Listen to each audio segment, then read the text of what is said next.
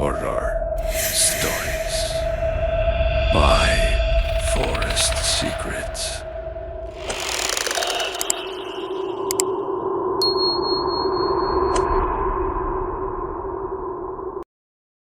Bago natin simulan ang kwento, ay nais ko munang humingi ng suporta sa mga bago nating tagapakinig. Paki-subscribe na rin ang channel ko, paki-like na rin at share. Kung may katanungan sa kwentong ito, maaring mag-iwan lamang ng komento sa ibaba. Yun lamang po at maraming salamat. Ako nga pala si Ella. Gusto ko lang ibahagi ang kwento ko. Nangyari ito noong elementary pa lamang ako. Naalala ko pa, grade 5 pa lamang ako noon. Break time ng mga sandaling yon.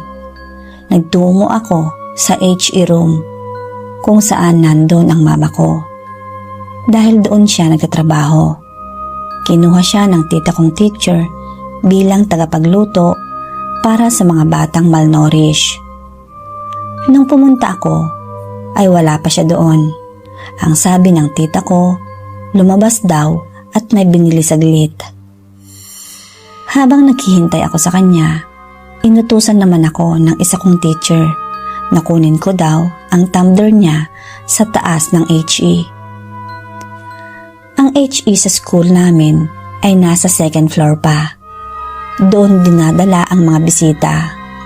Bawal tumambay doon dahil para lamang iyon sa mga bisita o may gaganaping meeting.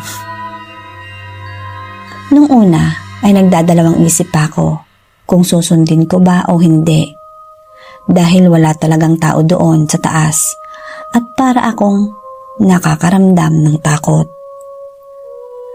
Ang sabi ko pa sa sarili ko ay hihintayin ko na lang si mama at magpapasama ako sa kanya. Pero sa isip ko rin ay baka pagalitan ako kapag hindi ko sinunod ang utos sa akin.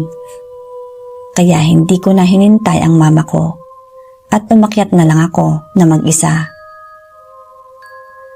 Sobrang kabog ng dibdib ko ng mga sandaling iyon at hindi ko rin maipaliwanag kung saan nagmumula ang takot ko. Habang naglalakad ako, hinahanap ko ang tumbler ng teacher ko. Binulong ko pa ang katagang, tabi-tabi po. Dahil sa sobrang kaba ko na, nang makita ko na nga ang tumbler, ay dali-dali ko yung kinuha at naglakad na lang palabas.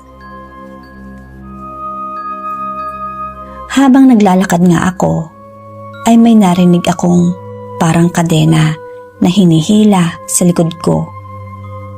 Nagpatuloy pa rin ako sa paglalakad at hindi ko yun pinapansin. Subalit ang kadena na naririnig ko ay parang sumusunod sa akin. Kaya tumigil ako sa aking paglalakad. Sakto namang may dumaang truck. Ang HE room kasi namin ay malapit lang sa highway. Kaya huminto muna ako sa paglalakad. Hinintay ko munang makalayo ang nagdaraang truck. Pero nang makalayo na, yung tunog pa rin ng kadena ay nagpatuloy pa rin na parang hinihila. Nang maramdaman ko na parang nasa likuran ko lang nanggagaling yung tunog ng kadena, ay hindi na ako nagdalawang isip. Tumakbo na agad ako at tinalon ko na lang ang hagdanan, dahilan kung kaya't nasugatan ako. Pero hindi ko yun isinumbong kung ano ang nangyari. At itinago ko na lang din ang galos na natamo ko. At pagkabigay ko nga ng tumbler sa teacher ko, nagulat sila. Bakit daw ang putla-putla ko? Pero hindi ko pa rin sinabi kung ano ang nangyari. Nang sumunod na araw, ay narinig kong may nawalang bata doon sa HE. Anak daw ng teacher ko. At halos lahat ay nagpanik na. Nang lumipas ang ilang oras sa paghahanap, ay nakita din ang anak ng teacher ko. Magpahanggang ngayon nga ay kinikilabutan pa rin ako kapag naisip ko yon. Hindi nga siya nawala sa alaala ko. Marami na rin pala akong nababalitaan na nangyayari sa mga batang nag-aaral doon. Sa ngayon ay may sarili na akong pamilya at nagtatrabaho na ako sa isang BPO company. Pero nakatayo pa rin ang paaralan magpahanggang ngayon. Sa gitna ng Quezon City, nakatayo ang bantog na Camp Crame na siyang sentro ng kapangyarihan ng kapulisan. Ngunit sa likod ng matatayog na pader ng mga nagbabantay na sundalo at ng tila matatag na imahe ng batas, may lihim na hindi kayang itago ng kahit gaanong kalakas na armas. 10:00 ng gabi, nakatoka si P.O. Ramon Villaseran sa ronda.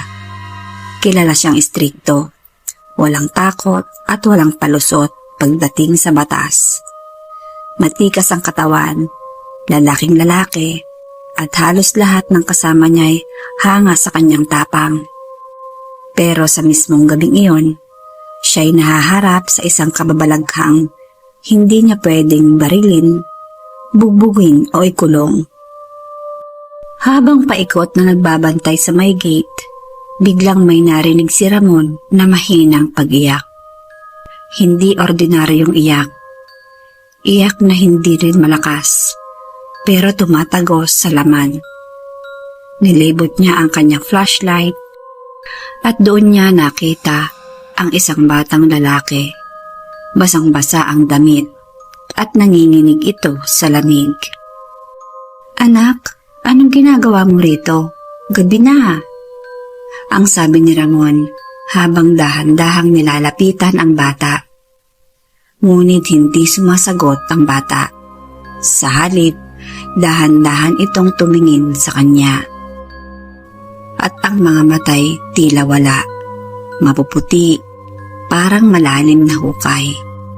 Sa kabila nito, parang may otoridad na nagtulak kay Ramon na kargahin ito. "Halika, ihahatid kita sa inyo," ang sabi niya. Inilagay niya sa patrol car ang bata at nagmaneho papunta sa address na ibinulong ng bata. Hindi siya makapaniwala na ang boses nito ay parang galing sa ilalim ng lupa. Mahina, garalgal, pero malinaw. Nakarating sila sa isang luma at maliit na bahay sa gilid ng kubaw. Bumaba si Ramon, kinatok ang pintuan, at doon lumabas ang isang mag-asawang matanda. Nang makita nila ang bata sa loob ng sasakyan, naglaho ang kulay sa kanilang mga mukha. "Hindi, posible ito," bulong ng matanda. "Bakit? Anak niyo ba ito? Nahanap ko siya sa krame nag-iisa," ang sagot ni Ramon. Seryoso ang tono niya. Dahan-dahang umiling ang babae. "Sir, 3 taon nang patay ang anak namin. Dito mismo siya dinala, nakahimlay, at dito rin inilibing." Paglingon ni Ramon sa patrol car, wala na ang bata. Ang upuan ay basa ng putik. May naiwan pang yapak na maliliit. Ngunit unti-unti itong naglalaho. Napatigil ang matapang na pulis, ngunit hindi siya nagpatalo sa takot. Kinabukasan, ikwinento niya ang nakita. Pinagtawanan lang siya ng mga kasamahan niya. Sinabing baka puyat lang o lasing siya. Subalit ilang gabi ang nakalipas, marami pang pulis ang nakakarinig ng iyak ng bata. Minsan ay nakikita nila itong tumatakbo sa kalsada, minsan na may nakatayo sa loob ng kampo. May iba pang nagsasabing nakikita nila ang bata sa salamin habang nagbabanyo. o sa likod ng mga truck ng pulis tuwing madaling araw. Ngunit hindi si Ramon ang tipong uurong. Nagdala siya ng rosaryo, tubig na banal at nagdasal. Hindi bilang pulis, kundi bilang taong naniniwala na hindi lahat ng laban ay baril ang gamit. Isang gabi, muling nagpakita ang bata. Nakaupo ito sa poste ng ilaw at umiiyak. Nilapitan siya ni Ramon. "Anak, ano ba ang kailangan mo? Bakit ka bumabalik?" Sa unang pagkakataon, ngumiti sa kanya ang bata. Ngunit ang ngiti, puno ng dugo. Ayaw ko pang umalis. Marami pa akong gustong makasama. Saad ng bata sa kanya. Kasabay noon, biglang nagdilim ang paligid.